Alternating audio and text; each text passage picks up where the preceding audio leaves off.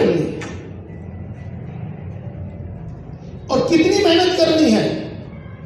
اتنی محنت کرنی ہے کہ وہ چیزیں جن کو ایمان کہا جاتا ہے، ایمانیات کہا جاتا ہے، جن پر یقین کرنا ضروری ہے، ان پر ہم سب چیزوں پر ہمارا ایسا یقین ہو جائے جیسے کہ آنکھوں دیکھی چیز کا یقین ہوتا ہے.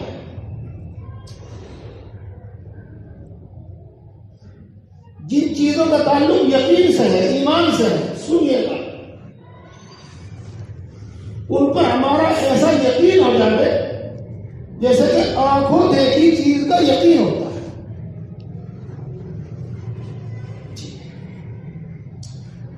اللہ کی توحید،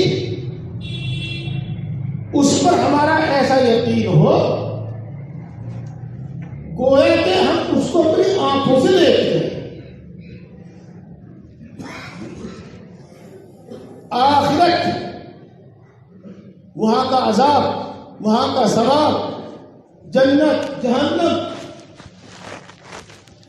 میدان حشر، اعمال کا تلنا، پلسرات سے گزرنا، ان سب چیزوں کا ایسا یقین ہو جائے جیسا کہ ہم ان سب چیزوں کو اپنی آنکھوں سے دیکھ رہے ہیں. ان سب چیزوں کو اپنی آنکھوں سے دیکھ رہے ہیں، اپنے اوپر اتنی محنت کر رہے ہیں.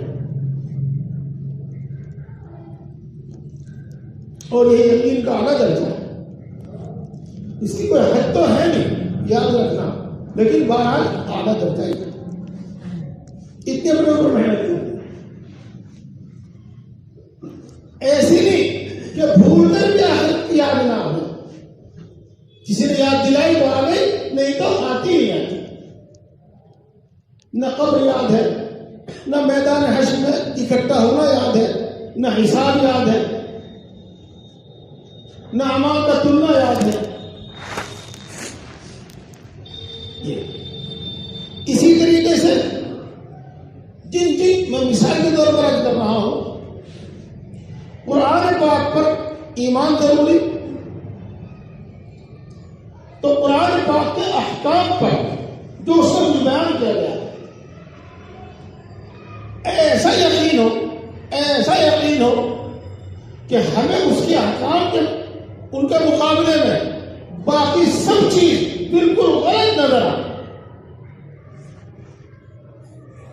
یہ نہیں کہ ان کو اچھا سمجھتے ہیں اور اپنے ان احکام میں کوئی شک و شبہ ہو، نہیں.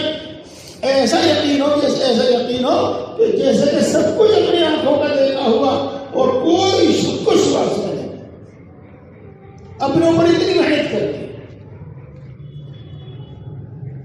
جی اسی طریقے سے میرے دوستوں اعمال کا بھی بتاؤں گا. بات چونکہ بھی یہ یقین کی چل رہی ہے، ایک حصہ دین کا ہے اخلاق، عادات. مثال کے طور پر اس میں سے ایک چیز ہے جس کو زہد کہا جاتا ہے، یعنی دنیا سے بے رغبتی اور دنیا کی بے وقعتی اور آخرت کا شوق اور آخرت کی عظمت. اپنے اوپر اتنی محنت کرنی ہے اور اپنے دل پر اتنی محنت کرنی ہے کہ دنیا اسی طریقے سے بے وقعت ہو جائے ہماری نگاہ میں جیسا کہ رسول اللہ صلی اللہ علیہ وسلم نے بیان فرمایا. اشعار نہیں سناتا میں آپ کو، سنا سکتا ہوں لیکن نہیں سناتا، مجھے دلچسپی نہیں ہے. اس کی ضرورت ہوگی سناتے جانے گا، نہیں تو نہیں. اپنے اوپر اس وقت تک محنت کرنی ہے جب تک دنیا ہماری نگاہ میں بے حیثیت نہ ہو جائے، اور جب تک دنیا بے حیثیت نہ ہو جائے سمجھو میرے دل کا بگاڑ ابھی گیا نہیں، میرے اندر مومنوں والی صفت ابھی پیدا ہوئی نہیں. جی اس وقت تک محنت کرتے ہیں جس کو زہد کہتے ہیں.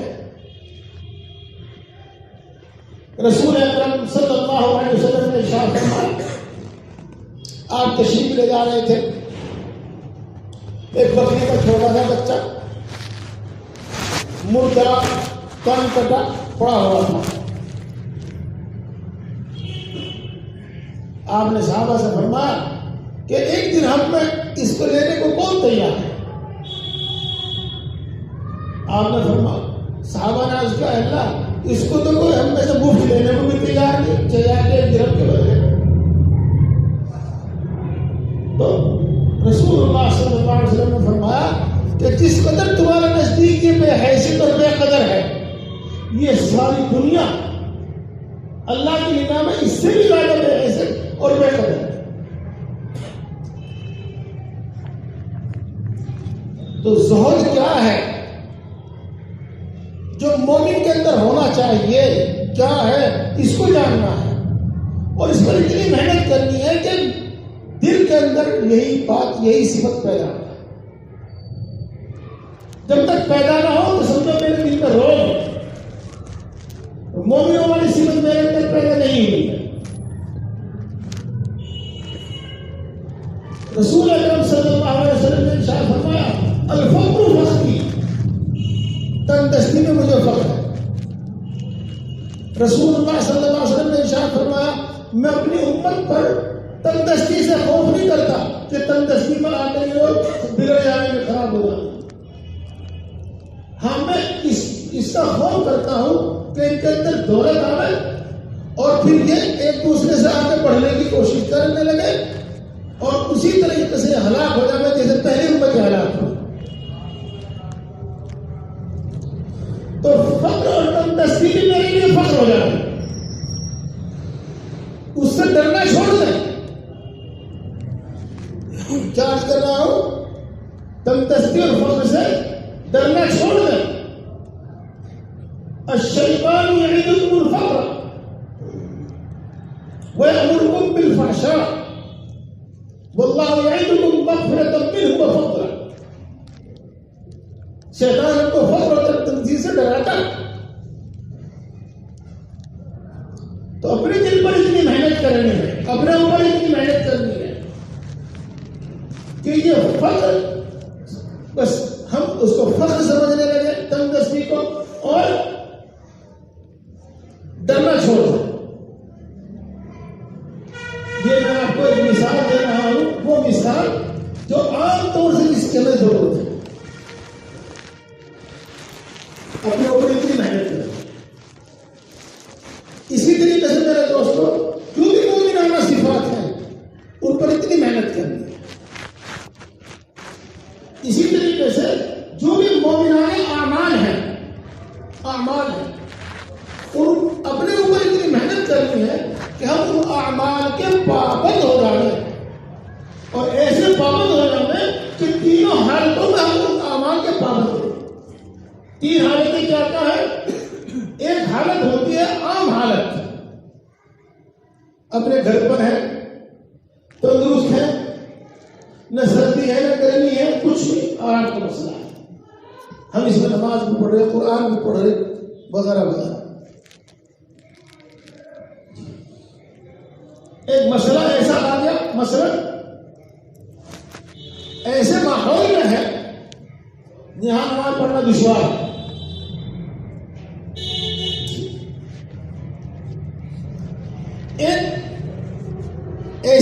ایسی صورت پیدا ہو گئی کہ ہر نماز پڑھے گا تو نماز پڑھنے میں خطرہ ہے.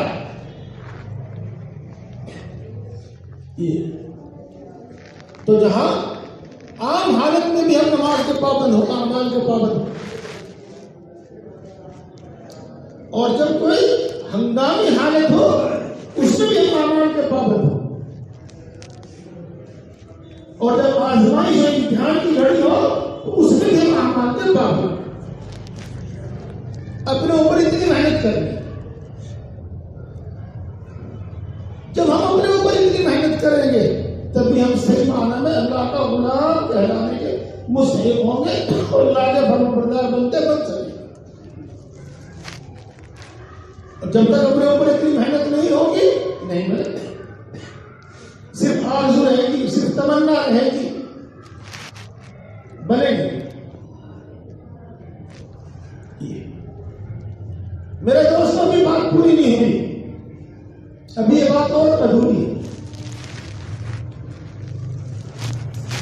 اللہ رب العزت کے احکام فرض ہیں, واجب ہیں, اور یہ ہر حال میں پورے ہیں. اس کے بعد مسئلہ آتا ہے سنت مؤکدہ کا, وہ بھی واجب کے مثل ہے, واجب کے قریب قریب ہے, اس کا بھی پالن ہوگا. اس کے بعد مسئلہ آتا ہے نفل کا اور مستحب کا, حتی الامکان ان کا بھی پالن ہوگا. کس اعتبار سے میں نے آپ کو بتایا, یہ ہے اپنے اوپر محنت, اور یہ کرنا ہے ہمیں, اور سلوک میں تصوف میں یہ کرایا جاتا ہے.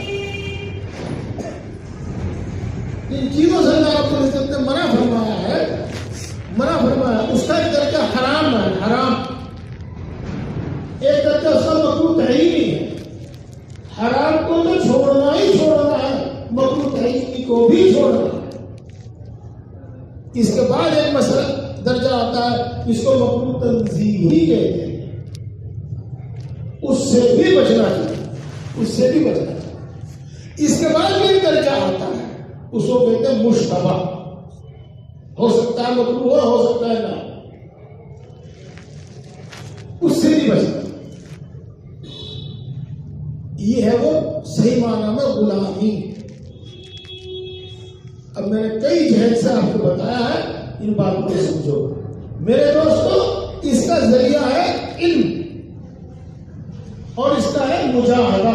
علم اور مجاہدے سے چیز حاصل ہے,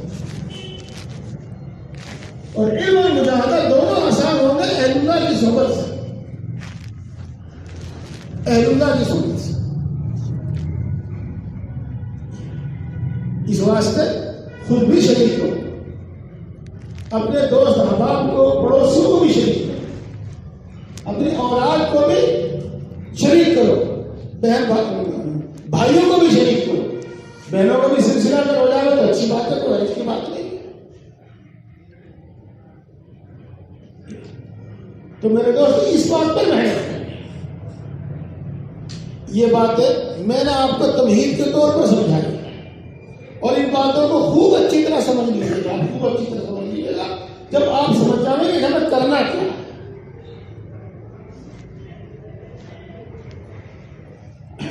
ہماری حالت یہ ہے جب تندرستی میں مبتلا ہوتے ہیں تو پھر ہم اللہ کی طرف رجوع کرتے ہیں, اللہ والوں کے پاس بھی جانے لگتے ہیں, اور جیسا بھی کچھ ہلکا بھاری دین کا کام بھی شروع کر دیتے ہیں. اور صورت حال یہ ہے کہ جو ہمیں ہماری مراد پوری ہوئی تو پھر اکثر پھول پھولنا ہے. یہ مقصد نہیں, یہ مقصد ہے دوستو. یہ میں نے آپ کے سامنے کبھی بیان کیا. اب اس کے بعد میں آپ کو بتلاتا ہوں 4 احکام ہم بنیادی احکام بار بار سنتے چلے آئے ہیں.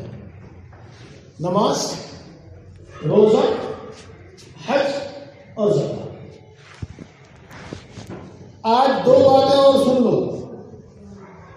ماشاءاللہ طلبہ علماء بھی موجود ہیں, وہ بھی سن لیں. کوئی شک و شبہ ہو مجھ سے دور کر لے جائے, کسی اور سے دور کر لے جائے.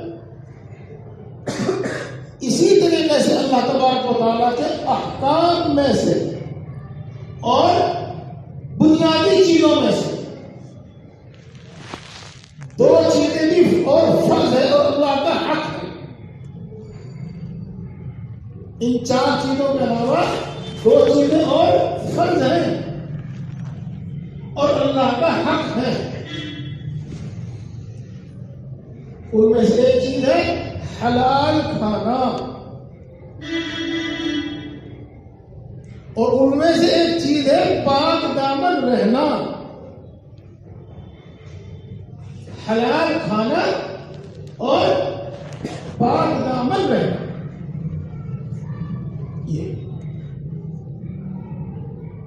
یہ بھی اللہ کا حق ہے اور یہ بھی ہمارے دل میں فرض ہے. حلال کھانا پاک دامن. انشاءاللہ آپ سمجھ جائیں گے. پہلا حلال کھانے والی بات ہی آ جائے. لینے دینے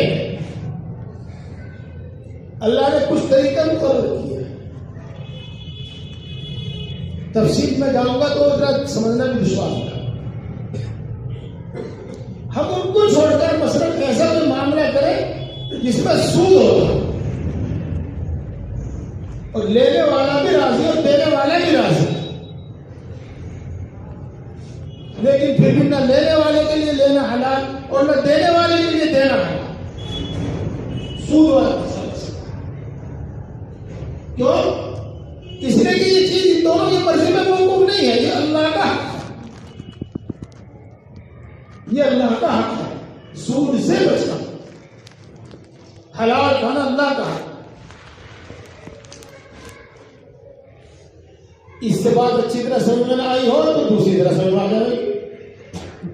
اگر مرد بھی راضی ہو عورت بھی راضی ہو اور وہ زنا کرے، اپنی خواہش پوری کرے تو جائز نہیں ہے، حرام ہے. سزا کے مستحق ہے. تو کہ پاک دامن رہنا اللہ کا حق ہے. عفت و عافیت، پاک دامن رہنا یہ اللہ کا حق ہے.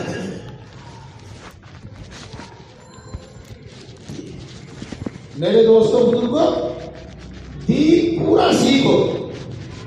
پورے دین پر عمل کرنے کے لیے جدوجہد کرتے رہو. وارثین کا، مبلغین کا، دعوت و تبلیغ کا کام کرنے والوں کا فرض یہ ہے کہ امت کے سامنے پورا دین پیش ہے، ترتیب سے پیش ہے، اور پھر اپنے اپنے وقت پر ہر آدمی اس پر عمل کرتا ہے.